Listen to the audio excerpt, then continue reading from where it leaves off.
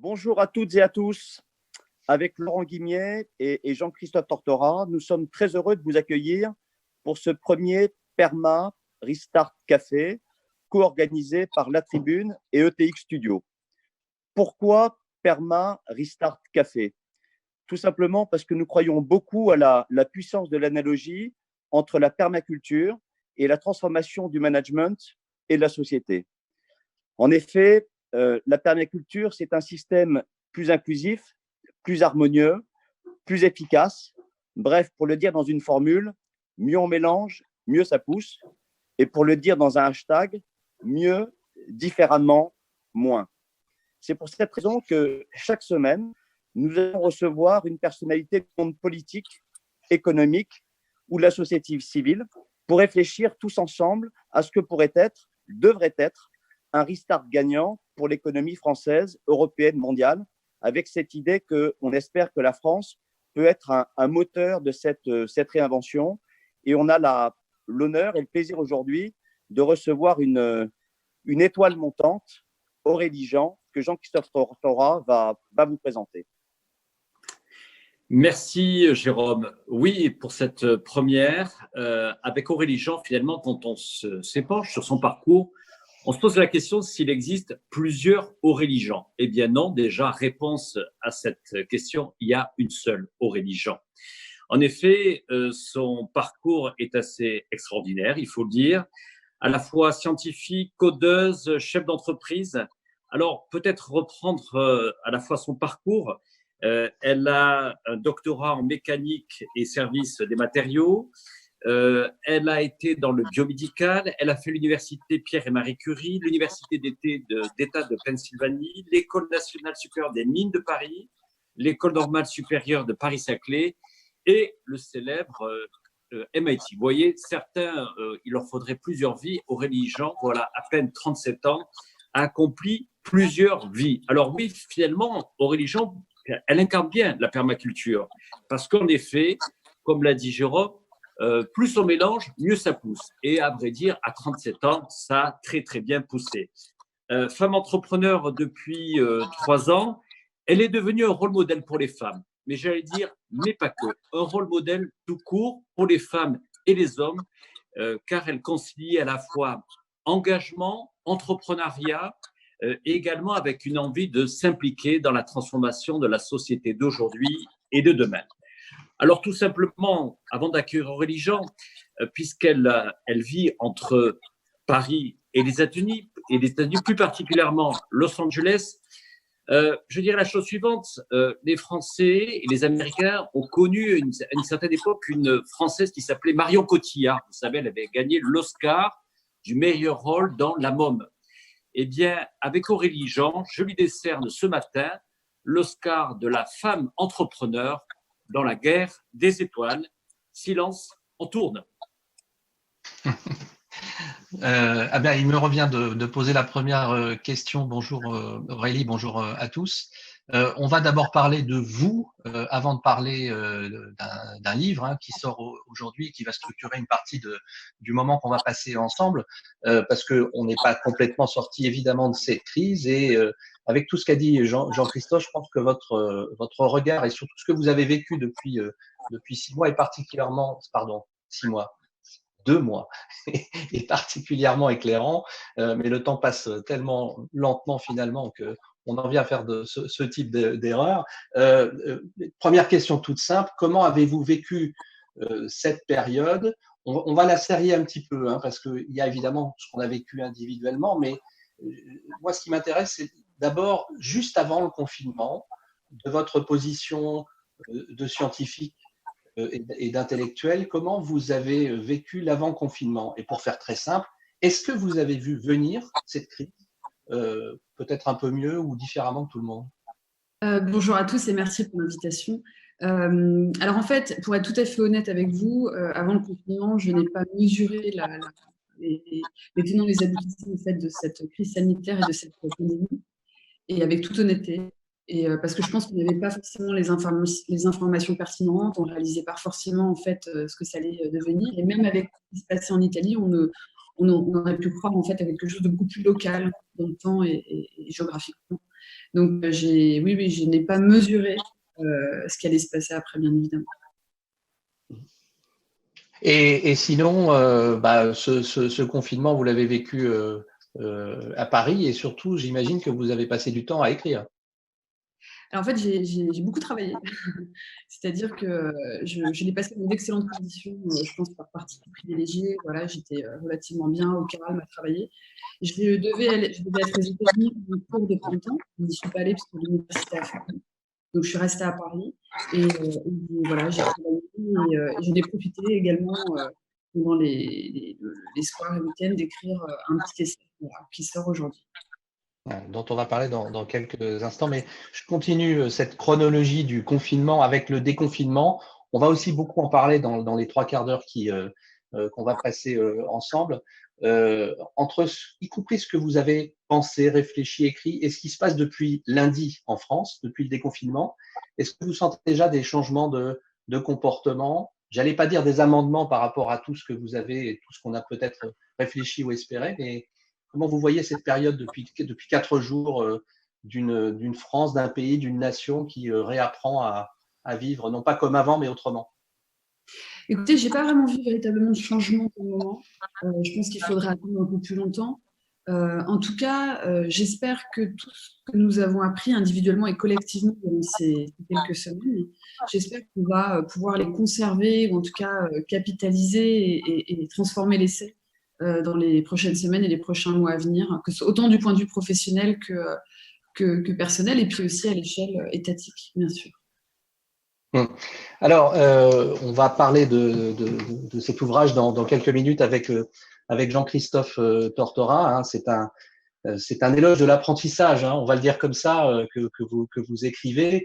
C'est un manifeste aussi d'un monde que vous espérez. Il y a ça bouillonne, hein, il y a plein d'idées, il y a plein de concepts, il y a plein de foi finalement dans l'amélioration du monde au travers de la crise qu'on vient de vivre. Alors, en fait, on va un peu descendre les différents concepts que vous décrivez, mais il y a quelque chose qui est au cœur et c'est normal, c'est à la fois votre formation et votre vie qui l'impose, au cœur de cet ouvrage, c'est la nécessité absolue de votre point de vue de faire en sorte que la science, sous toutes ses formes, prenne la place qu'elle n'a, d'après vous, jamais eue dans la société et notamment dans la vie collective et dans la vie politique. Est-ce que vous pouvez nous dire pourquoi, de votre point de vue, la science, alors qu'on a quand même l'impression qu'on ne parle que de ça et qu'on est plongé collectivement dans ce domaine depuis 2 mois, elle n'a jamais eu le niveau d'intérêt qu'elle aurait dû susciter? Alors, en fait, j'ai envie de dire peut-être reprendre une place, parce que la science a eu quand même une très belle place, même au siècle des Lumières ou avant. Je pense que c'est ce que j'explique dans le livre, c'est-à-dire que la science, le développement d'une culture scientifique, la science intervient dans plusieurs domaines. D'une part, dans le développement d'une culture scientifique pour développer son esprit critique. Et je démarre le livre en expliquant en fait ma méthode d'apprentissage qui se base sur ce qu'on appelle la méthode scientifique, qui s'appuie autant sur l'observation, l'expérimentation, le raisonnement logique et la théorie. Et j'explique en fait cette méthode peut être utilisée tous les jours et pas que dans les sciences, pour justement, durant ce confinement, on observe, on expérimente, on revoit la théorie et on raisonne différemment. Et c'est vrai que les sciences, en fait, doivent reprendre une place importante autant dans la culture de chacun, de façon à développer son esprit critique, de façon à remettre en question, de façon à revoir les théories, les idées reçues, et puis à juger de la pertinence d'un contenu, que ce soit d'un discours, d'un article, d'une situation, etc., etc. Et puis, comme vous l'avez dit, Laurent, il y a aussi l'aspect politique, c'est-à-dire c'est quelque chose pour lequel je me bats, et on est nombreux scientifiques à vouloir ça, à savoir en fait que il est important que les dirigeants économiques et politiques de notre pays et de tous les pays d'ailleurs, ça touche pas la France forcément, que ces personnes s'entourent de scientifiques et pas seulement en cas de crise, mais tout le temps, de façon à pouvoir alimenter cette réflexion, de pouvoir à mettre les sciences au cœur des formations, mais aussi des réflexions et de l'innovation en règle générale. Et puis, c'est pour ça aussi que je parle de mettre aussi les sciences au cœur des formations des dirigeants politiques et économiques de notre pays. Mais d'un mot, qu'est-ce que les scientifiques doivent faire eux-mêmes aussi parce que c'est bien gentil de dire c'est la faute des politiques, c'est la faute des gens. Enfin, les scientifiques eux-mêmes ont peut-être une remise en cause à opérer sur, je sais pas moi, leur façon de parler, leur façon d'agir, qui permettrait peut-être de mieux les comprendre. Vous avez entièrement raison, il y a aussi un effort de notre part que je n'ai pas souligné dans mon livre, vous avez raison. En fait, ça me paraissait… C'est pour ça que je le remarque. Mais oui, je sais. Ouais. Ce sera pour la prochaine édition. D'accord. Mais c'est vrai, c'est parce que pour moi, ça me paraît naturel parce que je le fais, en fait. Oui, il y a un rôle fondamental des scientifiques qui est de démocratiser leur science. Moi, j'aime pas trop le mot vulgarisation parce que je trouve que c'est pas très joli vulgariser. Enfin, j'aime pas trop le terme. Donc, je dis démocratiser leur science, parler au grand public, traduire de façon intelligible en fait tout leur contenu et puis de donner une grille de lecture aux gens et aux décideurs en fait des grands sujets scientifiques mais aussi économiques parce qu'en fait l'économie elle est aussi drivée par la science, faut pas l'oublier, l'innovation technologique, enfin, on est en plein dedans. Donc oui, il y a un énorme effort de la part des scientifiques pour démocratiser, pour parler, pour intervenir dans les débats, pour donner son point de vue et puis pour éduquer au sens large. C'est un très joli mot pour moi d'éduquer, c'est-à-dire d'éduquer les gens sur les sciences comme n'importe quelle personne à un certain niveau doit éduquer, doit transmettre l'information. Et il y a des gens qui le font. Voilà, il y a des scientifiques, je pense en particulier, donc un des grands scientifiques français qui démocratise, c'est le professeur Étienne Klein, qui a une équipe, un laboratoire au CEA et qui continue à écrire des livres pour le grand public, à parler et encore une fois à traduire de façon intelligible en fait des grands sujets compliqués. Alors, je rappelle que cet ouvrage sort aujourd'hui en version numérique. L'apprentissage fait la force aux éditions de l'Observatoire. On pourra aussi, j'imagine aussi, l'acheter dans les librairies, mais c'est vrai qu'on peut se le procurer sans doute plus facilement en numérique, en fait, directement. Aujourd'hui, il est qu'en numérique et peut-être. Ah, d'accord. Mais en ce moment, il est qu'en numérique. Voilà. D'accord. Bon, écoutez, c'est la bonne nouvelle et la bonne info du jour. Je continue et Jean-Christophe, hein, tu interviens, pardon, vous intervenez quand vous voulez, Jérôme aussi, parce que le livre foisonne d'idées, de concepts. Il y a une chose qui est importante, c'est cette notion d'individualisme que vous revendiquez en disant que c'est un des piliers de ce qui doit aussi construire l'avenir. Et pourtant, intuitivement, et surtout, je pense, dans la société française, quand on parle individualisme, on pense égoïsme. Donc, il y a une connotation assez négative à cet individualisme. Et vous revendiquez l'individualisme comme une valeur positive, notamment dans ce qui va arriver. Oui, oui, parce qu'en fait, ça, c'est mon expérience franco-américaine. C'est-à-dire qu'en France, on a la chance d'avoir un État fort pour la santé, l'éducation et tellement d'autres choses qui permettent de donner les mêmes chances à tout le monde, les mêmes opportunités. Et c'est les valeurs de notre République et on peut en être fier. Mais en fait, c'est vrai que j'ai remarqué par rapport aux États-Unis qu'il y a une solidarité individuelle qui est moins importante en France par rapport aux États-Unis. Et c'est comme ça que je l'ai analysé, hein, c'est mon expérience, parce que j'ai observé et expérimenté. C'est qu'en fait, aux États-Unis, vu que l'État n'est pas là, les gens cèdent davantage les uns les autres. Et en France, inconsciemment ou consciemment, je ne sais pas, en fait, on a tendance à se dire que l'État est là, donc on n'a pas à céder individuellement. Et je pense que ce confinement a dévoilé les solidarités individuelles sur différentes formes et les initiatives individuelles. Et l'individualisme, en fait, c'est pas de l'égoïsme, c'est juste considérer l'autre dans son individualité, dans son unicité, dans ce qu'il représente, ses qualités. Et donc, c'est ce que je dis, c'est que si l'État met en valeur cette individualité et si les gens se rendent compte en fait de l'apport de cet individualisme au sein de la société, on fera de l'État français une pépite économique et sociale parce qu'on va pouvoir faire lever à la fois la force de l'État et aussi la force des individus. Alors Jérôme trépigne parce qu'on pense perma, évidemment quand on vous entend. La permaculture, c'est la capacité à faire pousser et à faire déjà se rencontrer et travailler ensemble. Alors en l'occurrence des initiatives individuelles, à les fertiliser parce qu'elles se rencontrent. Et c'est là sans doute que dans l'organisation de la société, aujourd'hui, on n'y est pas tout à fait. Et alors je ne sais pas si c'est le politique, si c'est l'associatif, si ce sont les médias ou les entreprises qui vont permettre, une fois que ces initiatives individuelles ont germé, et c'est le cas, hein, on l'a vu, la façon la plus facile de le dire, c'est la fabrication des masques, elle s'est organisée aussi beaucoup depuis 10 jours par de l'initiative individuelle. En revanche, il y a évidemment éminemment beaucoup d'autres initiatives qui se sont faites jour. La question, c'est comment tout ça va se croiser et fertiliser. Est-ce que vous avez une idée là-dessus de comment, au fond, on va garder le souffle de tout ça après? Ou est-ce qu'on va, comme d'habitude, se dire, bon, c'est maintenant à l'État de structurer tout ça? Non, je pense que les gens beaucoup ont découvert la force de l'individualisme sans véritablement l'avoir conceptualisé de la sorte, mais ils l'ont découvert et du coup vont, je pense, le revendiquer, en tout cas vouloir conserver ce pouvoir. Parce que c'est ce que j'explique aussi dans le livre, c'est-à-dire que c'est le vrai pouvoir démocratique aussi. L'État doit être là pour nous garantir les mêmes chances à tous, et nous, individuellement, à notre échelle, on doit grandir, faire grandir les autres, aider, développer des nouveaux modes de fonctionnement, que ce soit à l'échelle de son quartier, de la ville, de sa région, etc. etc. Et donc, c'est ce que je dis aussi, c'est-à-dire que l'État, là où il peut intervenir, c'est en soutenant ces initiatives, soit en les finançant, soit en acceptant de perdre une certaine hégémonie. C'est ce que j'explique. C'est-à-dire qu'il faut aussi accepter, et pour ça, il faut faire confiance aussi dans les gens pour qu'ils puissent trouver des solutions eux-mêmes. Et en tout cas, quand ils en trouvent, il faut leur donner la liberté de les mettre en pratique et de les pérenniser. Et voilà, c'est une confiance aussi. Jean-Christophe? Oui, Aurélie, justement, à la tribune, ces sujets de territoire, de frontières entre mondialisation, territoire global et local, voilà, nous intéressent beaucoup. Vous-même, je vais dire, vous êtes une enfant de cette mondialisation heureuse, je le disais tout à l'heure, un pied à Paris, un pied à Los Angeles. Est-ce que vous avez le sentiment que cet après se traduit par cette fin de cette mondialisation heureuse?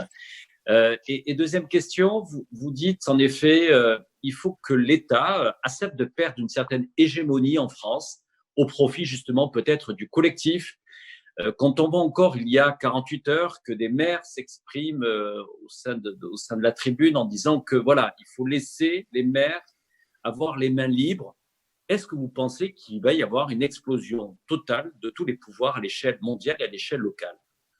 Alors, c'est intéressant que vous disiez ça, Jean-Christophe, parce qu'en fait, quand on parle de mondialisation, on pense systématiquement à un système pyramidal. Et en fait, la mondialisation, c'est pas ça. La mondialisation, c'est, vous savez, la première mondialisation au monde, elle était scientifique. Avec l'arrivée de l'imprimerie, la première mondialisation, ça a été le transport du savoir scientifique à travers le monde. Donc, la mondialisation, pour moi, c'est une notion de transport, que les idées, que les gens puissent se bouger à travers le monde et qu'on puisse faciliter les flux, quels qu'ils soient. Et en fait, pour moi, ce n'est pas contradictoire avec l'idée que les gens peuvent, à l'échelle individuelle ou à l'échelle d'une localité, en fait, puissent agir et réagir. Et en effet, je pense que c'est une opportunité pour les territoires. On a un système très centralisé en France par rapport aux autres pays. Il y a Paris et les territoires, et je trouve ça dommage parce qu'en fait, il y a des choses formidables, des initiatives dont la France pourrait tirer profit en allant voir ce qui se fait dans des villes, dans des mairies. Donc, je comprends en fait les revendications des maires, c'est-à-dire que de vouloir en fait avoir peut-être un peu plus de pouvoir, ou en tout cas qu'on leur donne une certaine confiance aussi. Donc, je pense que pour moi, la mondialisation, c'est pas un système pyramidal, et c'est ça qui ressort dans l'esprit des gens. Voilà. Donc, il y a même des gens qui disent que c'est à cause de la mondialisation qu'on a ce qu'on a aujourd'hui. Je pense qu'il faut surtout pas stigmatiser ce terme qui peut prendre beaucoup de formes. Et c'est à nous de décider la forme qu'il va prendre. Et c'est surtout pas en opposition avec les initiatives individuelles. Vous avez peur justement de ce repli à la fois que l'on peut connaître à la fois dans le monde, c'est-à-dire ce repli qui est un risque aussi pour la France, c'est-à-dire un repli à l'échelle de l'Europe, le repli à l'échelle du monde? Oui, en fait, merci Christophe, j'en parle aussi un peu dans le livre, c'est-à-dire que moi j'ai très peur de la stigmatisation des peuples. C'est-à-dire que vous l'avez très bien vu, je pense, dans les médias, c'est-à-dire que moi, étant de culture franco-américaine, ça me fait très mal quand je dis des choses sur les Américains ou quand les gens critiquent les Américains, alors qu'en fait, ils ne critiquent que leurs leaders, leurs décideurs, ils ne critiquent pas le peuple qui souffre aujourd'hui. Et au même titre, on a vu beaucoup dans les médias le terme de virus chinois, en imaginant que ce virus a une nationalité et que le peuple en serait responsable. Et je pense que c'est faire fi du régime de ce pays, et puis aussi peut-être d'une certaine posture idéologique et peut-être malhonnête de leurs décideurs politiques. Donc moi, c'est plus ça qui me fait peur. C'est pas tant le repli que la stigmatisation. Je dirais que le repli, c'est une conséquence de la stigmatisation. et qu'en fait, on risque de stigmatiser les peuples, et c'est dommage, quoi. C'est dommage, et c'est ça. Et je sais, quand je dis ça, c'est un peu naïf et c'est un peu facile, mais je pense qu'il faut vraiment toujours travailler son esprit critique et sortir d'une certaine stigmatisation des peuples qui va résulter possiblement d'un repli.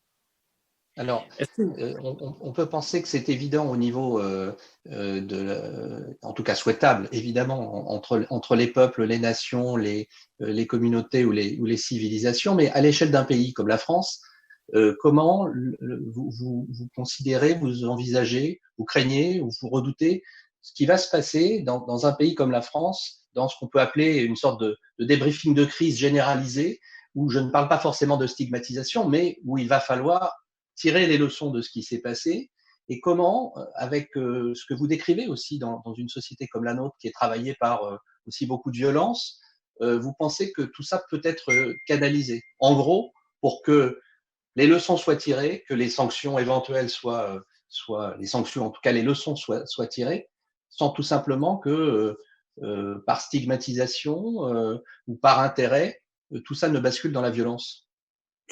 Alors, si stigmatisation il existe, si on a un risque de stigmatisation en France, c'est possiblement entre peut-être des communautés ou même des classes sociales ou des choses comme ça. Mais en fait, la réalité, c'est, je pense que cette crise a fait ressortir des problèmes qui existaient depuis longtemps, comme par exemple la crise des hôpitaux en France, la crise d'un certain système médical, et puis certains corps hospitaliers, du personnel hospitalier qui se sentaient abandonnés, et qu'en fait on a véritablement vécu cette crise, en fait toutes les conséquences en fait de ce dysfonctionnement. Et donc ça, je pense que c'est important, parce qu'il y a eu d'ailleurs une tribune récemment dans Le Monde de beaucoup de médecins français qui demandent en fait à revoir le système des urgences, à restructurer tout ça pour justement limiter les dégâts futurs, hein, parce que cette crise a été une sorte de catalyseur en fait de tous ces défauts. Après, ce dont je parle aussi dans le livre, c'est que je pense au contraire, on a mis en évidence ce que moi j'appelle les relations d'interdépendance, c'est-à-dire qu'on a besoin des autres pour exister, pour vivre au quotidien, et que ça peut paraître idiot, mais je pense pas qu'on l'ait vraiment concrétisé avant. Voilà. Et y compris le médecin qui a besoin davantage de l'aide-soignante, peut-être qu'il ne l'envisageait avant la crise. Exactement, même professionnellement. C'est-à-dire que justement parce que le virus, on savait peu de choses de ce virus, peu de choses des symptômes et peu de choses des mécanismes de propagation, les médecins ont encore davantage collaboré avec les infirmiers et les aides-soignants qui sont en contact direct avec les patients. Donc je pense qu'on a complètement revu en fait aussi nos modes de fonctionnement, et justement mettant en évidence ce que j'appelle donc la relation d'indépendance. On a besoin les uns des autres. Aurélie Jean, j'allais dire, vous connaissez ce qu'il y a de meilleur à la fois en Europe et en France, mais aussi aux États-Unis. Quand on attaque cette nouvelle décennie avec la pandémie du Covid-19, beaucoup de craintes disent finalement l'avenir de l'Europe, on n'a pas les GAFA, on a très peu de Big Pharma. Ces questions-là sont essentielles pour des questions aujourd'hui de souveraineté. Quelles sont justement les voies que vous voyez pour l'Europe ? Alors, c'est une très bonne question. Alors, je pense qu'il va falloir réfléchir à l'échelle européenne de la réindustrialisation de l'Europe, parce que je pense qu'il y a vraiment des questions à se poser là-dessus, en fait. On a Sanofi, hein. Oui, c'est vrai. Et puis après, on va en parler. Après, c'est vrai que moi, la pharma, je ne connais pas bien. Après, je peux parler des GAFAM et du développement technologique à faire en France. Moi, je n'aime pas cette diabolisation en fait, des GAFAM. Je pense qu'il faut être beaucoup plus intelligent et comprendre comment on peut faire pour avoir ce genre de société en Europe, pardon. Et surtout, il ne faut pas oublier, on n'en parle pas assez, mais le texte européen de protection des données, par exemple, est aujourd'hui en fait une référence dans d'autres pays, et a été une référence pour le texte de Californie qui a été voté il y a quelques mois, et qui a été fortement inspiré du texte européen. Donc, en fait, ce que je veux dire, c'est que clairement, on a des choses à faire, et ça, il faut remettre les sciences dans le débat. Les budgets de recherche sont incomparables entre les États-Unis et l'Europe. Enfin, il faut mettre en commun en fait les programmes de recherche. Il faut mettre en commun aussi les programmes des universités, des choses comme ça, forcément. Mais c'est vrai que je n'aime pas forcément cette diabolisation des GAFAM que parfois j'entends, parce que je pense que c'est pas comme ça qu'on va y arriver. Il faut davantage réfléchir à comment collaborer, comment faire en sorte qu'il y ait un respect des données et pas un abus d'autorité, en tout cas d'autorité à l'échelle de l'entreprise par son pouvoir. Parce qu'il ne faut pas oublier que certaines de ces entreprises ont quand même des revenus, des chiffres d'affaires équivalents à des budgets étatiques, il ne faut pas l'oublier. Donc voilà, donc je pense que c'est beaucoup plus complexe que ça. Je n'ai pas forcément de réponse toute prête, mais je pense qu'on a des points forts en Europe et qu'il va falloir aussi développer des grandes stratégies de recherche et de développement à l'échelle européenne et ne pas penser à l'échelle française seulement. Je pense que c'est une erreur. Aurélie, avant de laisser la parole à Laurent Guimier, est-ce que vous avez le sentiment qu'en France, le sujet du stop Covid, c'est-à-dire le tracking justement de celles et ceux qui pourraient être touchés par le Covid, a été malmené, mal conduit, mal compris? Alors, moi déjà, le nom est dommage parce qu'en fait, stop Covid, on n'arrête pas un virus avec une application, on arrête un virus avec la médecine, avec des traitements, avec des gestes, voilà. Donc déjà, c'est vrai que le nom est un peu étrange pour moi, mais après, je trouve ça intéressant qu'on aille chercher des solutions technologiques et je trouve ça bien. Et après, c'est vrai qu'il y a eu beaucoup de choses qui sont sorties sur les risques du piratage, sur la protection des données, et que parfois, il y avait un certain flou sur ces sujets parce que justement, c'est des sujets qui ne sont pas forcément maîtrisés par les gens, peut-être pas forcément maîtrisés par les gens qui présentaient aussi le fonctionnement de cette application. Après, il faut que je suive de plus près, il faut que je vois en fait ce qui s'est passé avec le désaccord avec Apple. Mais c'est vrai que technologiquement, moi-même, parce que moi, je ne connais pas ce genre de techno, ce que j'ai fait, c'est que j'ai tout de suite contacté des amis à moi pour comprendre la différence entre le Wi-Fi et le Bluetooth en termes de piratage, de risque de piratage, comprendre en fait aussi le fait qu'il n'y avait pas de données personnelles collectées, stricto sensu, et de comprendre aussi le mode collaboratif avec Apple et Google pour ce genre d'application. Je pense encore une fois, vraiment, c'est que le débat a peut-être été mal mené et peut-être parce que les gens n'avaient pas la grille de lecture qui leur permettait de comprendre, ne serait-ce la différence entre Bluetooth et Wi-Fi. Et surtout, ce que je dis aussi, c'est que, je ne l'ai pas dit dans le bouquin, mais c'est qu'en fait, ce n'est pas une application qui va nous sauver. C'est une application avec d'autres applications, avec d'autres solutions qui sont par des solutions cumulées qui vont nous permettre de sortir de cette crise. Et c'est ça, je pense, c'est fondamental. C'est pas une application qui va nous sauver. C'est une application plus plein d'autres. Il y a plein d'autres applications. Il y a Allo Covid que les gens connaissent peut-être, qui est un chatbot en fait où on peut appeler, définir ses symptômes et du coup on a un filtrage des gens et ça permet de savoir aussi si les gens ont Covid-19 parce qu'en fait on est hors de la crise saisonnière aujourd'hui, donc la grippe saisonnière, donc en fait les gens qui ont les symptômes d'une grippe, c'est forte chance que ce soit le Covid-19. Donc il y a ça, il y a aussi de mettre en place des systèmes de tests à grande échelle, de garder des gestes barrières, voilà. Donc en fait c'est ça, c'est l'esprit critique, c'est de dire qu'une application ne peut pas nous sauver, c'est un ensemble en fait de solutions et encore une fois, c'est d'expliquer aux gens, de leur donner la grille de lecture pour qu'ils puissent se poser les bonnes questions et poser les bonnes questions aussi. Alors, pour parler d'un domaine que vous connaissez encore mieux, intelligence artificielle, là on parle des applis qui vont nous permettre de sortir de la crise, mais en se posant la question un peu rétrospective, on en parlait avec Jean-Christophe il y a quelques jours, au fond, ça aurait été formidable quand même que l'intelligence artificielle nous aide à anticiper ce genre de drame. Je pose une question de total néophyte. Mais finalement, le meilleur argument pour que nous nous approprions et que nous aimions l'intelligence artificielle, ça aurait été de faire en sorte qu'elle évite que les pangolins nous fassent tant de mal. Alors, c'est une excellente question parce qu'on me l'a beaucoup posée. Des amis à moi m'ont dit, mais t'en es où? Qu'est-ce que vous faites? Où est-ce que vous en êtes pour faire un modèle pour nous sortir de là? Alors, en fait, c'est beaucoup plus compliqué que ça. C'est-à-dire que, je vais expliquer pourquoi. Alors déjà, toutes les applications qui existent aujourd'hui, il y en a très peu où il y a de l'intelligence artificielle, c'est souvent de la gestion de données, il n'y a pas d'algorithme derrière forcément. Allo Covid, si, parce qu'il y a un chatbot, donc il y a une analyse sémantique du contenu, mais bref. Mais par contre, plusieurs choses. D'abord, première chose, d'avoir un modèle d'IA qui va nous permettre de prédire la pandémie, de prédire le début de pandémie. Ça n'a pas été possible stricto sensu. Pourquoi? Parce qu'en fait, lorsque vous faites un modèle d'intelligence artificielle, il y a deux choses sur lesquelles vous vous basez. La première, c'est la connaissance explicite des mécanismes du virus, du phénomène, de propagation du virus, etc. Et la deuxième chose, c'est d'aller voir des événements similaires dans le passé pour faire apprendre un algorithme. Dans ces deux cas, on n'a pas pu le faire parce qu'on avait une méconnaissance du virus, de la maladie, et c'est un événement rare, donc il n'y a pas d'équivalent dans le passé. Contrairement à la grippe saisonnière, pour laquelle il y a des modèles qui tournent chaque année. et qui nous permettent de prédire le nombre de personnes qui vont l'avoir et de prédire l'évolution, par exemple, en Europe. Pourquoi ? Parce qu'il y a eu la grippe saisonnière chaque année dans les années précédentes et qu'on a une connaissance très claire des mécanismes de propagation de ce virus. Premier point. Deuxième point, on a utilisé, donc c'est pas de l'IA, c'est de la gestion de données, de l'analyse de data, on a pu prédire les pics, par exemple, de pandémie. Souvenez-vous, en France, on avait prévu autour du 13-15 avril, et en effet, c'est ce qu'on a vu. Il y a eu une diminution après le 13-15 avril.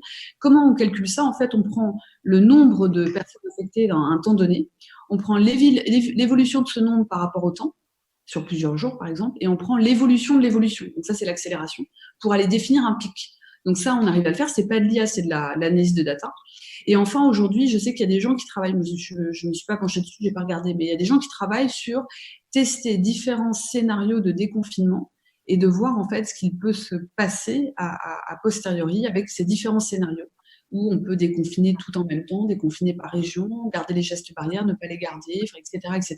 Et ça, on peut arriver en fait à apporter des éléments prédictifs en ayant aujourd'hui une meilleure connaissance en fait de propagation et transmission du virus. Mais en tout cas, c'est important aussi de comprendre que l'IA n'est pas magique. L'IA est un outil et quand on comprend que l'IA s'appuie d'une part sur une connaissance explicite d'un mécanisme et s'appuie sur un passé de ce mécanisme, à savoir est-ce qu'il a existé dans le passé. Dans le cas du Covid-19, on n'avait aucun des deux éléments qui nous permettait de faire un modèle sûr. Néanmoins, juste petite précision, il y a quand même une entreprise Bluetooth canadienne qui a réussi à prédire en fait le début d'une pandémie, à dire qu'il allait y avoir une pandémie. Pourquoi ? Parce qu'eux, en fait, ont analysé, par exemple, des données sociologiques, des données aussi de transport des gens par avion à partir de Wuhan, donc le centre en Chine où le virus est né, pour justement avoir une idée de comment le virus allait se propager. Mais ce n'est pas une modélisation, déjà c'est que de la data, et puis ce n'est pas une modélisation du phénomène lui-même. Peut-être il nous reste un quart d'heure, hein, donc le temps passe très très vite. Parler de ce qui se passe dans les entreprises. Est-ce que vous l'évoquez dans notre entreprise, le monde du travail au global? Vous en parlez dans le livre, hein, cet apprentissage fait la force aux éditions de l'Observatoire, je le rappelle, disponible en numérique dès aujourd'hui. Vous employez ce terme, alors qui est un terme un peu à la mode, mais qui pour vous est beaucoup plus profond que le simple mot de slasher. Est-ce que d'abord vous pouvez redire ce que c'est que le slasher, et puis deuxièmement, pourquoi d'après vous on va devoir tous s'habituer à vivre comme ça, et surtout on doit pouvoir faire en sorte que ça améliore là aussi à la fois sans doute la vie au travail, et puis le sort de la société en plus global. Alors en fait, donc slasher, ça vient de slash en anglais, qui est la barre slash, je ne sais pas comment on dit en français d'ailleurs. En fait, c'est le fait d'avoir plusieurs métiers, par exemple, ou plusieurs post-jobs. Et ce que je dis, donc c'est très lié à ce qu'on appelle la gig economy en anglais. GIG, gig economy. Donc c'est cette économie qui s'appuie aussi sur les forces plurielles des gens et les positions professionnelles différentes des gens. Donc je m'explique, c'est-à-dire que c'est vrai qu'on voit de plus en plus de gens avoir deux jobs, et pas pour les raisons auxquelles on pense, à savoir c'est pas parce que leur premier job ne leur donne pas assez de salaire, en fait, c'est souvent parce qu'ils recherchent autre chose, ils veulent exploiter des talents différents dans leurs compétences, etc. Et en fait, c'est vrai que ce confinement, cette crise, on a vu apparaître, en fait, d'une part, au sein d'une entreprise elle-même, au sein des équipes, les gens qui allaient déployer de nouvelles compétences parce qu'il fallait faire feu de tout bois et réagir parfois dans l'urgence sur des situations relativement bancales. Donc, les gens ont pu développer des nouvelles compétences, les montrer, les déployer, et du coup, elles veulent, je pense, les garder a posteriori. Et deuxièmement, c'est vrai qu'il y a des gens, beaucoup, en tout cas dans mon entourage, et j'écoute, je regarde, qui en ont profité parce qu'ils avaient peut-être un peu plus de temps et d'énergie, en tout cas, d'aller sur un projet intrapreneurial, donc dans l'entreprise, entrepreneurial, ou un projet de bénévolat, ou un projet, plein de projets. Parce que le bénévolat aussi fait partie de la gig economy. C'est-à-dire qu'on peut avoir un acte de bénévolat à côté sans être payé, mais ça contribue à l'économie. Il ne faut pas l'oublier. Et donc, c'est ce que je dis, c'est-à-dire qu'il y a peut-être une découverte davantage de cette gig economy, qui n'est pas quelque chose de commun encore en France, et sur lequel, encore une fois, l'État, je pense, peut apprendre et mettre en valeur, et voilà, et que les gens puissent comprendre que c'est intéressant aussi de faire ça, en tout cas pour leur propre épanouissement aussi. Alors les gens, mais aussi les managers. Je passe la parole à Jean-Christophe. Oui, Aurélie, c'est vrai que depuis maintenant quelques jours, beaucoup de salariés, beaucoup de dirigeants d'entreprise s'interrogent sur le après. On a entendu bien sûr les annonces faites par Google, Facebook, encore Twitter il y a 48 heures, qui annonçaient presque que maintenant, dans le futur, les équipes, les collaborateurs pouvaient rester travailler chez eux et ne pas imaginer de retour. Est-ce que vous pensez finalement que le télétravail va peut-être dans un futur proche devenir la règle et que le bureau restera l'exception? Alors moi, non, je ne crois pas du tout parce que je pense que les gens aussi ont besoin de se parler en personne, ont besoin de se voir, ont besoin de se toucher, enfin, je pense. Cela étant dit, je pense que ce confinement a permis de lever une barrière sur le télétravail. C'est-à-dire que moi, je vois la grosse différence entre les États-Unis et la France. C'est-à-dire que et tout n'est pas bien aux États-Unis, hein, je ne dis pas ça, mais c'est vrai que le télétravail, même il est de plus en plus valorisé, il a été de plus en plus valorisé ces dernières années, ce n'était pas encore véritablement dans l'ADN des entreprises et des équipes. C'est-à-dire que c'est quelque chose qu'on demande à demi-mot, qu'on n'ose pas trop faire. Et je pense que là, parce qu'on n'a pas eu le choix, ça a forcé aussi les managers à avoir confiance en leurs équipes et à donner de la responsabilité individuellement et collectivement à leurs équipes. Et je pense que ça, c'est fondamental. Donc, est-ce que le télétravail va devenir la norme pour tout le temps? Non. Mais je pense que ça va devenir la norme occasionnellement. Les gens vont pouvoir revendiquer le télétravail et qu'ils ont vu en fait qu'ils pouvaient travailler aussi en télétravail, même s'il faut quand même pas oublier qu'il y a quand même beaucoup de gens qui ont travaillé en ce moment, enfin avec la crise, en télétravail, avec en plus à gérer leur famille, la maison, et c'était très compliqué. Donc c'était en plus un mode télétravail assez contraignant et sous pression. Mais je pense que oui, on va revoir cette image de télétravail peut-être en mieux en fait. Ouais. Qu'est-ce qui va remplacer la machine à café? Qu'est-ce qui va remplacer la machine à café? C'est une bonne question. C'est pour ça que je pense que le télétravail ne peut pas exister à 100%. Parce que la machine à café ou autre symbole, hein, parce qu'en fonction des cultures, des entreprises, c'est autre chose, est importante. Parce que c'est là où l'information se transmet, c'est là où parfois les débuts de projets, les projets commencent. Donc je pense, c'est pour ça que je ne pense pas au télétravail à 100% du temps. Je pense que ça me paraît pas vraiment réaliste. Donc non, ouais, non. Alors, on a une question, justement, Laurent Guimier, qui est posée par une lectrice qui pose la question: est-ce que l'IA sauvera le monde, Aurélie Jean? Je pense qu'il n'y a ni personne, ni quelque chose, rien ne peut sauver le monde. C'est beaucoup plus compliqué que ça.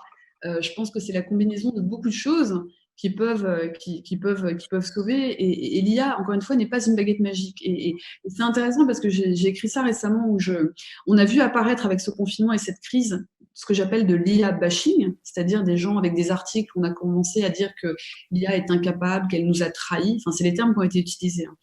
Et je pense qu'en fait, que ce n'est que la conséquence d'un buzz aveugle qu'on a fait sur l'IA avant. Et moi, je vois plutôt ça comme une opportunité pour enfin expliquer ce que fait réellement l'IA, ce qu'elle ne fait pas encore et ce qu'elle ne fera peut-être jamais, et d'essayer de capitaliser sur tout ce que l'IA peut apporter pour nous aider, nous assister, et ça, c'est fondamental. On a une deuxième question, Sophie, justement étudiante à l'ESSEC, qui s'interroge, c'est comment vous voyez l'évolution justement des femmes dans les métiers de la tech, qui sont à la fois, qui quelquefois ont été très malmenées en Californie. Quel est le regard que vous portez à la fois de votre propre expérience et de ce que nous vivons en France? Alors, par rapport à la crise, je ne sais pas si la crise a aidé ou pas, ça je ne pourrais pas dire. Par contre, on est encore en retard partout, hein, je veux dire aux États-Unis, en France, partout. Je pense qu'on est en retard autant dans le nombre de jeunes filles qui décident de continuer dans les sciences, parce qu'il ne faut pas oublier, c'est jusqu'au niveau bac, on a autant de filles que de garçons, et c'est après, en fait, qu'on a une disparité apparente dans les matières scientifiques. Et même lorsqu'elles décident de continuer dans les sciences, et qu'elles ont leur premier job dans le milieu scientifique ou technologique, elles quittent à un moment, en fait, cette voie. Donc je pense qu'on est encore en retard, je pense que ça avance pas assez vite. Et je crois fortement justement au développement de la culture scientifique chez tout le monde, parce que moi j'ai eu de la chance d'avoir été élevée dans une grande culture scientifique, de curiosité, et je pense que c'est ça qui a fait que j'ai continué dans les sciences, parce que les filles sont aussi bonnes que les garçons, c'est pas une question de compétence. c'est une question d'appétence. Au contraire. Et donc si tout le monde cultive en fait cette culture, alimente cette culture scientifique et se rend compte de ce que peuvent faire les sciences, de ce que peut faire l'IA, si on parle de sciences numériques en l'occurrence, ça va attirer davantage de jeunes filles qui vont se rendre compte aussi qu'elles peuvent avoir un impact et sauver le monde entre guillemets. Pierre-Louis, dirigeant d'une entreprise, d'une ETI à Lyon, mentionne en disant, dans votre livre, donc vous voyez, il a lu votre livre, vous faites état qu'il faut que les dirigeants d'entreprise soient peut-être mieux accompagnés, ou en tous les cas, aient une conversation plus régulière avec le monde scientifique. Justement, c'est toujours l'idée de la permaculture, mieux on mélange, plus ça pousse. Quel conseil vous lui donnez pour un patron d'ETI justement qui veut s'ouvrir et être plus en dialogue, et quels sont les lieux justement pour pouvoir le faire? Alors, c'est intéressant parce qu'en plus, ça dépend de la taille de l'entreprise, bien évidemment. Mais plus généralement, dans les grosses entreprises, forcément, toutes les entreprises deviennent un petit peu technologiques. Elles vont utiliser de la data, elles vont peut-être faire de l'IA. Et donc, il faut qu'elles s'entourent des bonnes personnes et qu'elles ne doivent pas donner ça au DSI parce que je pense que ce serait une erreur. C'est des compétences diverses, variées et très différentes, vraiment.